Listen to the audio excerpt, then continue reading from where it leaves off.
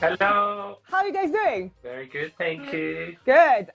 I know it is an evening for you in Australia, and it is probably quite a late evening, so I appreciate you bringing all your energy. I'm definitely on my second coffee, so probably my energy will be slightly higher and a bit weirder, but thank you for joining me. And for everyone who just joined and doesn't know who these two wonderful people are, they are Robyn and Campbell Butler. They are creative directors, brand professionals. So Campbell worked at Wolff Olins, at Design Studio, to one of probably most well-known branding agencies in the world. And Robyn also worked with clients like Sky and freelance for great companies like Rouge and many brilliant branding agencies. So together they probably have like 100 years of expertise and 100 stories and millions different insights to share with all of us. So I'm super excited, and we will talk about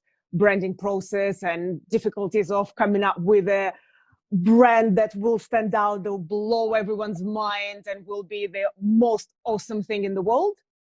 But before we start with all these tough questions, I wanted to do our round of 10 rapid fire questions. How do you feel? I'm ready. Ready. That's good. That's what I want to hear. Robyn, you ready as well? Yeah, I'm ready. Okay, then I'll ask each of you one just to make it fun. So, Robyn, coffee, tea, or beer?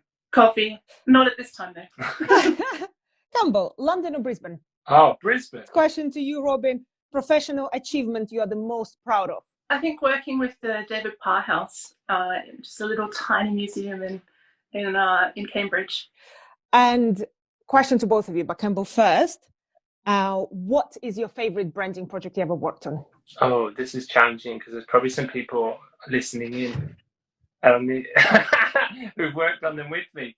I would have to say that Riot Games LEC, which was basically, I don't know if you know League of Legends, but it's a big computer game, and we were redesigning at Design Studio the esport for it, and it was just so much fun because we got to go into a world that I like, which is gaming, and understand about this amazing community. So I think it was that, mostly because of the incredible community that we hadn't really thought of before, and then entering that world and designing something in that space was just so fun.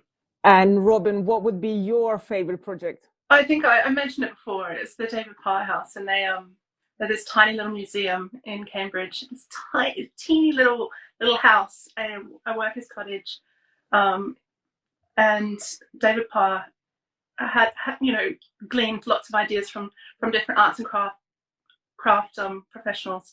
And I just loved being able to work on that and learning how to glean ideas in the way he did. So I think that's amazing. Thank you for answering questions. I know I put you on the spot and it's incredibly tough to answer these questions, so thank you. And now we can chill a little bit and slow down a little bit and dive into stories and ideas and thoughts. And obviously you built both incredible careers, very different, working on different projects, finding your own paths and passions, which is so important to find what works for you and what you enjoy doing. And it felt like you did all the right things and ended up in all the right places. So eventually, after all these experiences with agencies and companies and brands, you're now starting your own company, which is a new chapter and a new adventure, and a difficult one for anyone to start their own design studio.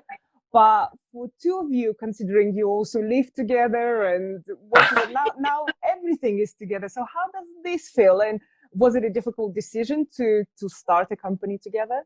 We always wanted to start a studio, and actually I think we would have started a studio earlier if we hadn't had lots of fantastic opportunities that came up. So, Robyn was a design director at Brand Cap, and then I was a design director at Wolff Olins, and then, I went on to become creative director at Design Studio. So they were just fantastic opportunities that kept coming. I think if those opportunities hadn't kept presenting themselves, then you think about it, you go, oh, what do you want to do? Or you might get frustrated and you go, oh, just start up my own thing. So I think probably we could have done it earlier, but we didn't do it earlier, and I'm glad that we didn't, in a lot of ways, because I think I think my experience at Design Studio in particular over the last 4 years was so instrumental in learning how to manage multiple projects, how to kind of work with really talented people, how to kind of, you know, speak to clients and senior leaders on a very kind of one-to-one basis. So I think that grounding that I had at Design Studio was perfect for setting up a business. And I think there's loads of like really cool branding agencies and studios that have come out from Design Studio. I think because of the culture there, and that it creates this really incredible environment where you work on loads of stuff, and you're really exposed to these incredible businesses. So had a good founding, and then we were like, it's time to do it. And then we had to make a choice: were we going to do it in the UK, or were we going to do it in Australia? And I think realistically, I think you've got to really look at, if you're starting a studio that you want to kind of do something with, you've got to look at 5-year plus outlook. And we were thinking, do we spend another 5 years in the UK right now, given the fact that we've just been in, 3 months at that stage in COVID, under complete lockdown, Brexit's happening, and a load of horrible stuff going on in the UK, as you guys are all painfully aware. And on top of that, we need to come back to our family, like our grandparents and the children, parents, especially being able to have thanks to all the grandparents who've been doing a lot of helping out in the last couple of weeks. Shout out to them. That's true.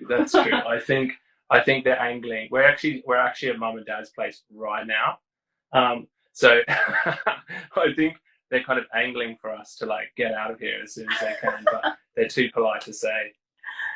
I love it. And I love your whole journey. And I feel like you're right. All these experiences that you had, whether it's working for Sky or working on the brand side or working on the agency side or freelancing or working design studio, Wolff Olins, gave you so much perspective to now build a company that will understand all these different angles, from working with freelancers to being a creative director to working with a client, which is incredible. And I would love to dive more into all of your insights and things that you actually saw during your career. How the branding industry has been changing, and what branding as a term and as a discipline, how that changed. So do you have any do you feel like there were certain stages in terms of branding throughout this time? And where are we now with branding? What would you say is now important for all of us to know about branding? When we started at university, we went to a corporate identity course. And that was all about designing a logo on a piece of stationery or on the side of a truck. And there was no super graphics or anything. It was literally just the logo and typography. And that was about it. It was, the layout was very important. The craft was really important. Getting everything perfect. But that was it, and that was corporate identity, and that was kind of capturing. That was about as far as it kind of went when we were learning it in university.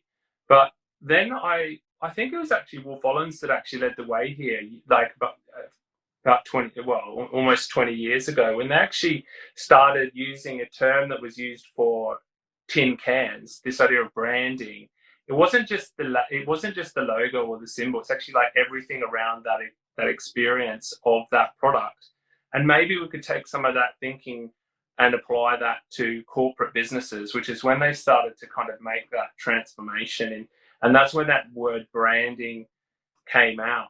Probably about 10 years ago, websites had gone through this massive boom. You remember this kind of, and then, they'd been through this boom, they'd been through a crash, and they started coming back again, but in a much more sophisticated way.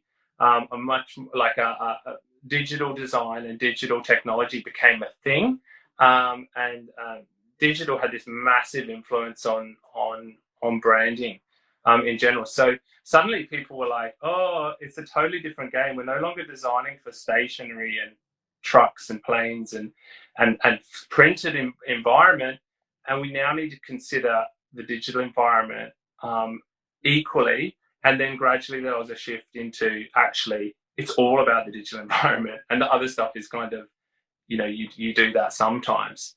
So there's been this massive shift towards digital experience design that has kind of pulled through, you know, had been pulled through. I mean, I even saw on Koto's new website, they're talking around this intersection between branding and digital. And I think a lot of the really cool agencies out there right now, like Design Studio and you know, OMSI and, you know, Ragged Edge and like these other ones, they're really positioning themselves in having a really fantastic understanding of the digital world, but having a really fantastic idea of capturing the spirit and the energy of a company. And if you can bring those things together, do them coherently and consistently, then you have an incredibly powerful brand image.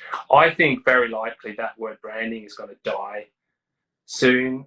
Someone will come up with a new term and we'll be onto something different. But right now, we're kind of still using branding to describe a lot of things.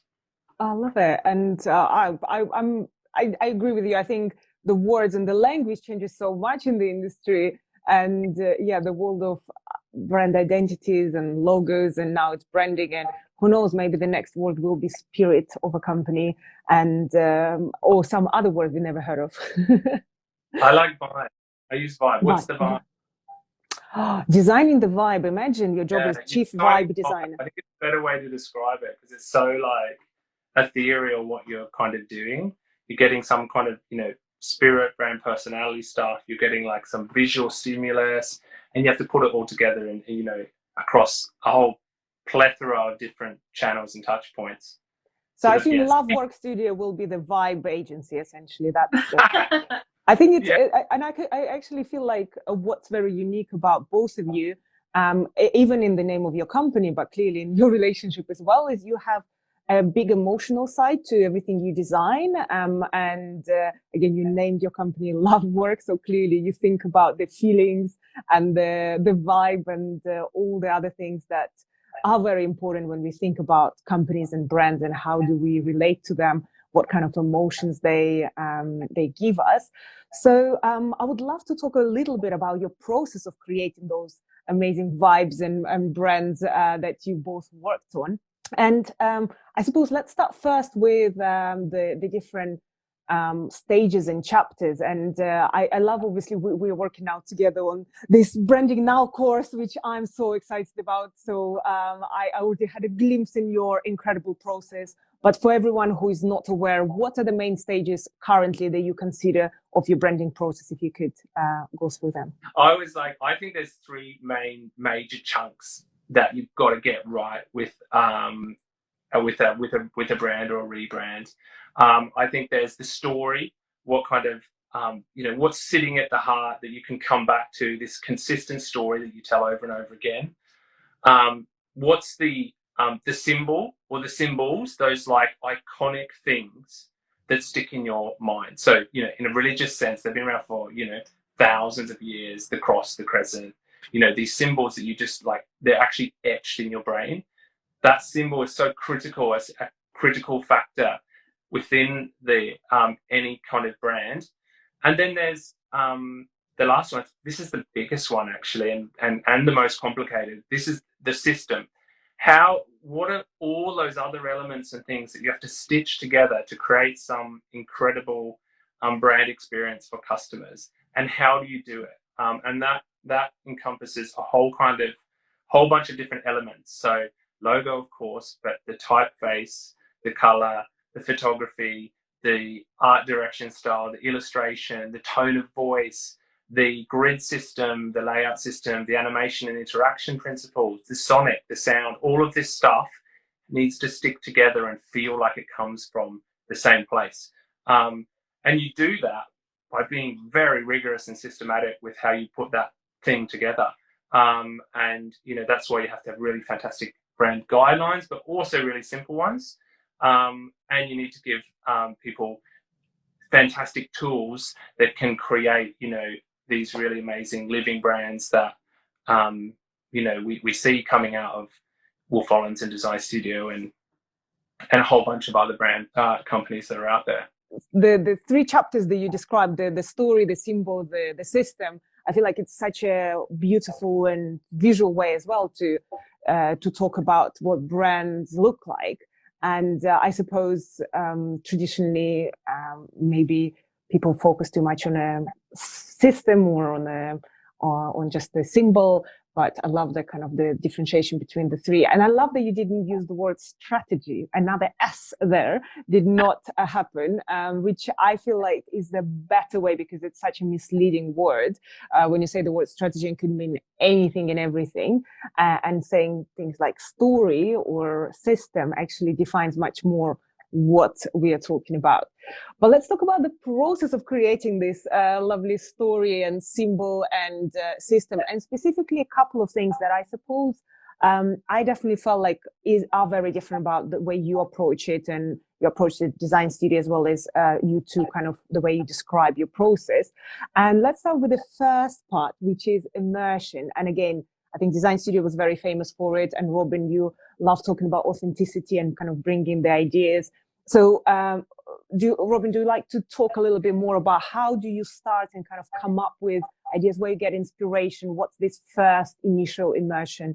How do you approach it? I think it's about starting to really feel like you work within the company, but you're also a customer, and you're seeing the same company from all angles. And so how do you make sure that you're experiencing those things? So we jump into the tools, we do some desk research, we make sure we use products, have turns of different things, try out different ways. But I think, like David Parr and the David Parr House, his approach was this idea of gleaning, and so when you can take on board the spirit of the company or the organizations, the way they're doing it themselves, and use that as part of your process, I think that is critical. Yeah, that's when you capture those little things, those little moments, those little insights. It's by just immersing yourself in that world.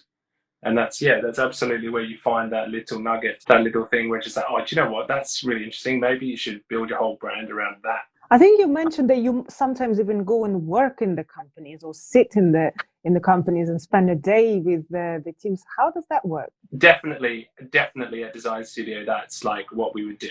And often we would offer the same service back to the team. So we would kind of go there, we'd fly there, we would kind of embed ourselves in that world to understand what's going on there. And we would work with their teams. We would kind of, do stuff with them side by side. And there's no better way to kind of find out what their internal capabilities are internally at that company, but also just to, enjoy being with them, because they're going to be the people that roll it out in the end.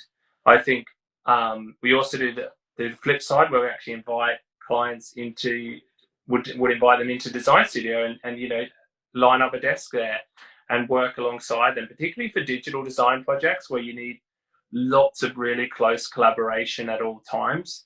You kind of need to do it as a very kind of cohesive team in a physical space. But we also do that in a digital environment as well. And I think at DS, the last year of work was completely remote, using, fantastic digital collaborative tools to work together in real time. And it's quite fun seeing like 30 cursors picking up, things and moving stuff around, in a massive like online collaborative workshop. That's brilliant. And I love the idea of understanding kind of the culture. I suppose it serves two parts. First is obviously understanding what the company is like and what the internal process is and what the spirit of the company, and capturing all these tiny things that you might not see from the website and from desk research and everything else we'll do. But also the secondary kind of mission of that is also building rapport with the people who you will be having this project with and building the project with, which actually can make or break a project. If you don't have the right relationship with a client, then none of your decisions kind of matter, because they don't have the trust, and you might not have like the understanding of where they're coming from as well. So I love this kind of idea of very empathic approach to research, not just kind of your like close yourself in a cave with inspiration, but also be out there and actually learn more about the people, not just the company. How do you capture all of that? Because again, that probably is so much information that, again, I can't even imagine how you start structuring all of that. You see, is there any way that you found very helpful to put it together? There's actually a bunch of different tools that different agencies use and have used over time to kind of build a bit of a picture and an insight on a company. I think it's really important to, when you're doing a research phase and you're immersing yourself in the world, you generate so much stuff. Now, it's really important that you don't just present that stuff back to the client, because that is useless. Really a whole role of like a strategist within an organization is to synthesize that information into something that is simple, powerful, and meaningful. So you've got to put that stuff into some buckets. And I think those buckets are pretty obvious, actually. It's like internal company. What is it that's kind of unique and interesting about this company? Put some stuff in there that kind of helps them to see it. Maybe there's something really interesting within their the way that they work or their internal culture. Put something in there which is about teamwork, is about them understanding, how they kind of work. That's really different, because they don't know, because they're working there. But when you come in, you can go, oh, this is weird. Like when we went into One Football, and they're based in Berlin, and we didn't know how many employees were there. We got in the door and we're like, there's 200 people working here, and they had all of their desks set up in different countries, and we're like, wow, this is so super unique. You've got all these different people creating news for all these different countries in the world, and they're all set up with their flags and set up like they're like a mini country inside this business. We're like, this is unique, like this international culture that you've fostered. So you take that and you chuck it into the culture bucket. I think other one that's really important is like the outside world. What's going on outside of that business? What context are they in? So what are, what's going on around it? It might be that, I don't know, cryptocurrency is just absolutely booming right now, and that's what's leading to this kind of massive, resurgence of fintech everywhere. But what happens in 2 months' time? So, maybe, you might take some sort of like nugget and put that into the context bucket. Other obvious ones, like the customer, you need to talk about people, about their customers, who they are. Like, you've got to know as much as you can about those customers, but you don't have to know everything, that's for sure. And you also, you need to be quite clear about who the brand is aiming at. Do they have a core user group? Because, a lot of brands, particularly techie brands, they always say, oh, we want to talk to everyone. We want to appeal to everyone. You're like, yeah, but none of those techie brands got to appeal to everyone by saying we want to appeal to everyone. They went, oh, we're going to target this group. So if it's like Apple, they targeted really cool people who are like edgy. They did that PC and that Apple campaign. They didn't go, we're going to just conquer the world. They went, no, we're going to just target the cool people, and then we're going to kind of, push our brand towards them. They also targeted education as well, which was absolutely genius, providing all those education packages. But I think there's, you've got to really help them to dissect and really work out who their core audience is as well. And I think, put it into this kind of really kind of clear, competition. Yeah, who's out there that's like looks the same as you? And often a lot of brands are just sitting in a space where they just are completely copying everybody else. There's a fancy word for it, something like a wormhole or a portal or some sort of spinny thing that goes around stuff. like that, the watch industry is a classic one. The watch industry where everyone just ended up doing exactly the same thing. You put George Clooney up there with a watch, and the job's done. And so they all did it. They had slight variations of George Clooney with a watch, and you end up creating the same thing, and so no one's standing out. So there's an opportunity. So again, you can take that insight and go, maybe we should, not have someone that looks like George Clooney. Maybe we should have someone that looks like, I don't know, like someone else cool. Or you might say, stop using a celebrity altogether. So I love this approach of kind of understanding the different aspects of research, from competitors to the internal culture to the customers. And I think this is so crucial to see all these aspects. Again, we can probably talk more about this stage for another hour. That's probably why we're working on the course, because it doesn't happen in 2 minutes. But I would love to move to another very important part that I suppose is very, again, for me, very stood out about your approach, is how you present things. And I think, again, both Wolff Olins and Design Studio, and both of you are very known for understanding how to present things to the clients to make sure that they love it. And I've heard that from the clients as well. I've heard the feedback that they loved your presentations. So I know it is true. But it's also a very challenging thing, because, as you said, just presenting a lot of stuff to the clients is never helpful. So where is this right balance? And I don't know if you want to share the story that you briefly shared with me about presenting something as a dance, but that's... That was not me. That was James Hurst. So that was James Hurst. So I think he's actually head of brand at Pinterest now. He was creative director at Design Studio, and that kind of overlapped with me for about 9 months.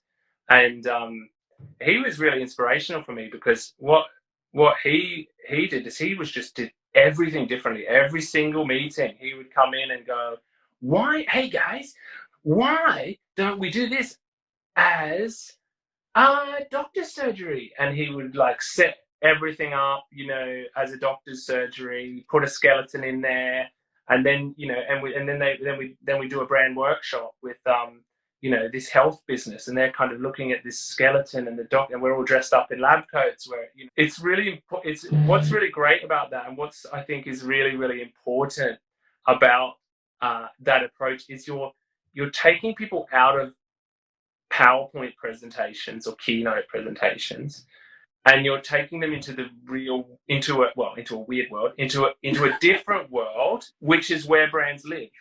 So you're taking them out of that context. I mean, so there's lots of ways to do that. I mean, Alex, who's current ECD at Design Studio, led this company, or led this company that was about real estate on this kind of roaming Instagram journey through the Barbican. And I think, seeing that kind of stuff is just really super inspirational. It's like, oh, that's how we should be talking around brands, is in the real world, doing interesting things, not necessarily always doing PowerPoint presentations, although I love doing presentations. So okay. I'm crying right now from laughter, just because I can't imagine presenting something to a client as a surgery or as a dance, and seeing the faces of the clients and how they react. I want to dive into another controversial topic as well that we discussed before, which is ugly logos, or rather making them intentionally ugly. Do you want to talk about this? I mean, at Wolff Olins, I would often say, ugly is good, because if it's really nice, if you look at that mark and that symbol, you kind of put it up there. You're trying to design a new logo, say, for like, I don't know, a big company, and you put it up and you go, gee, that looks nice. That looks great. It's been done. It's been absolutely done, and you're just comfortable with it. You just like it because you've seen it a million times. So you've really got to push yourself to do something that actually makes you feel uncomfortable for it to really be different and new. So you've got to get used to looking at stuff that is just random or weird or a bit uncomfortable before you're going to create anything that is, is the next 2012 Olympic logo.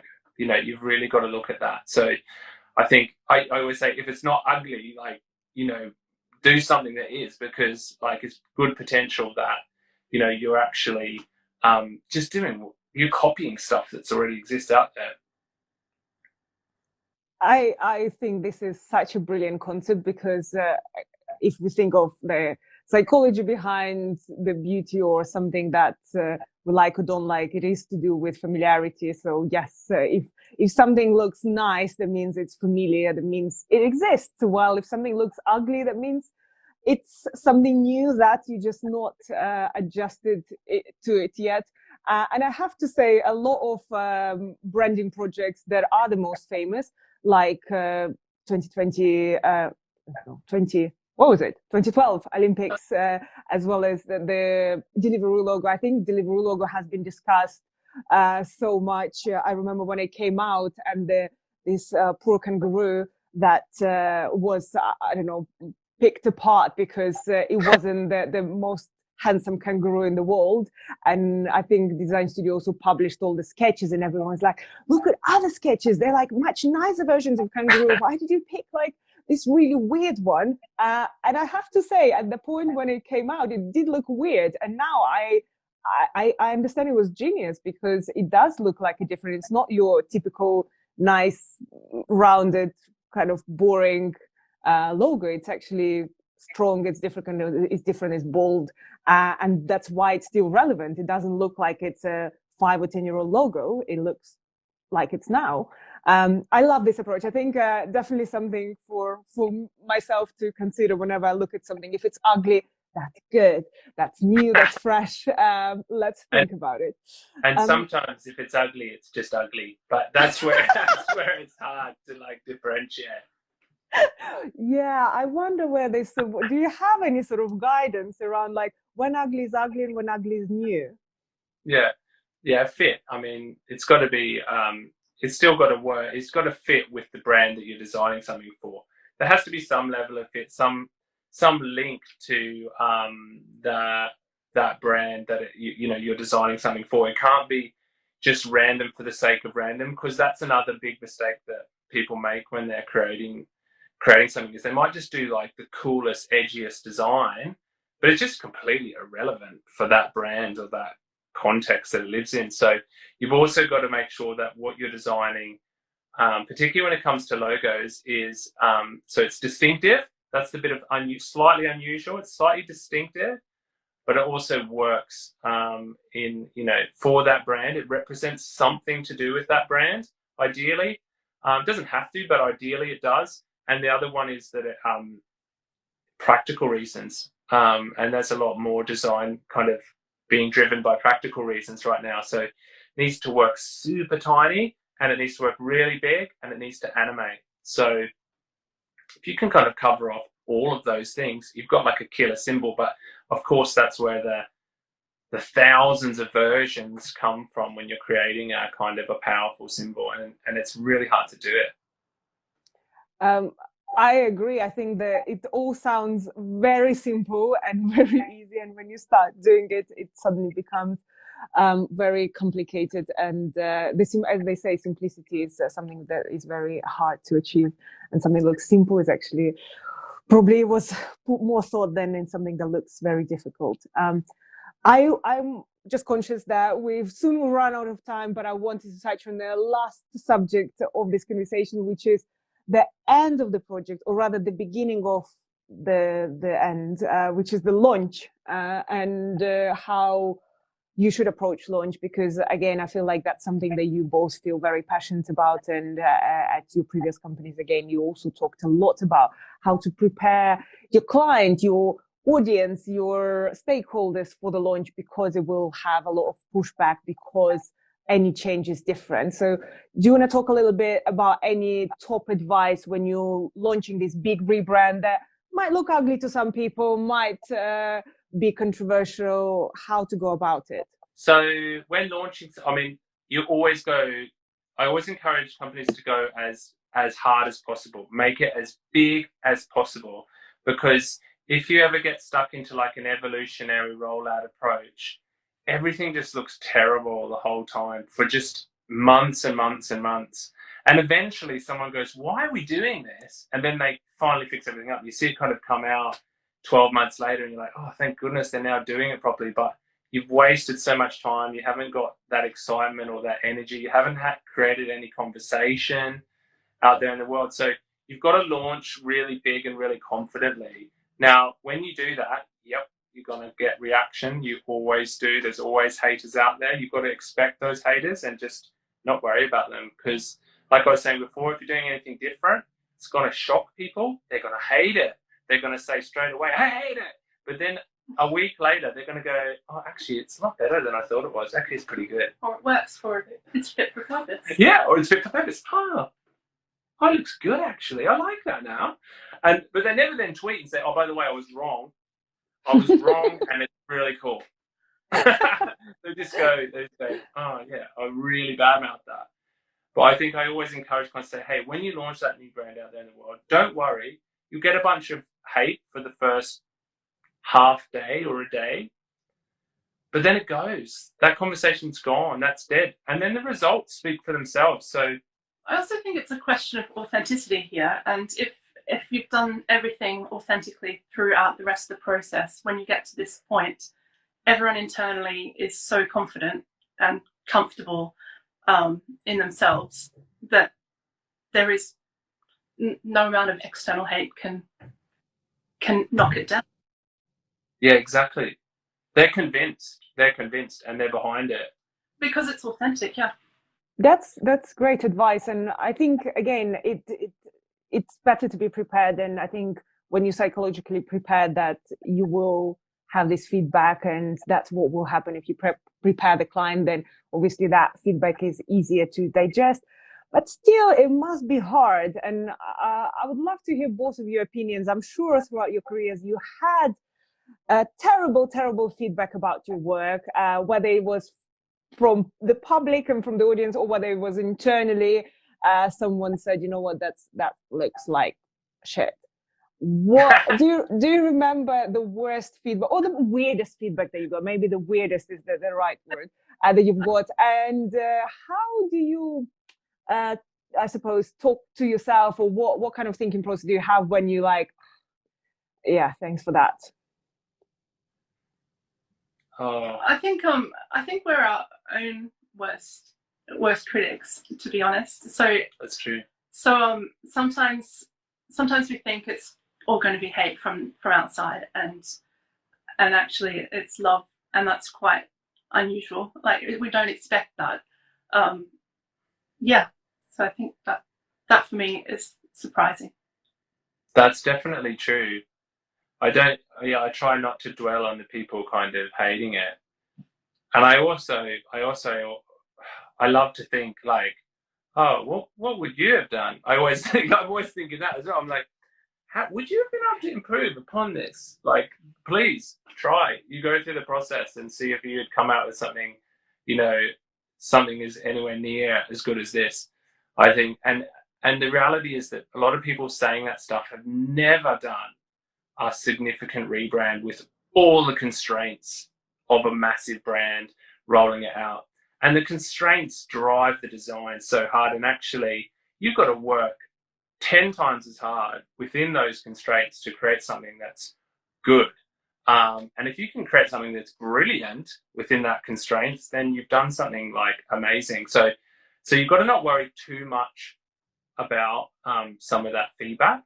I think there's where I would be like, oh, that one hurts me, is when I've known there's something not quite right with that hasn't been addressed with the design, or haven't been able to address it because of a budget reason or because of something silly that happened, and someone highlights it, and it's like, I'm always like, oh, it's so annoying that the rest of the world could see that kerning of that typeface or whatever it was deep down within the system was off, and it's like, I knew that, but I couldn't fix it because it's too expensive.